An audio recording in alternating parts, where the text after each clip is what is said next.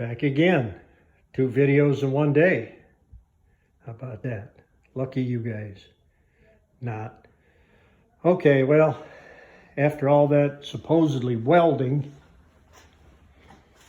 the frame in the front has tweaked. I guess from the heat, I don't know. I'm not a welder. So the motor mounts on the frame was 20 inches and I had the motor down in there. Now they're 18 and a quarter. Those frame rails tweaked 18 and 3/4, I'm sorry. Those frame rails tweaked 1 inch and a quarter. So now I gotta decide what to do. It's 2 steps forward, 6 steps back now.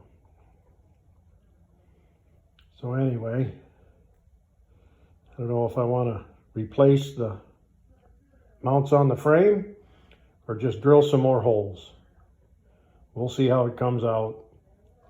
Not sure yet what I'm going to do, but I'm going to take the rest of the day off with pay, as another gentleman on YouTube says. I don't know much, but I know enough to be dangerous. Thanks for watching. Like, subscribe, share, all that stuff. Later.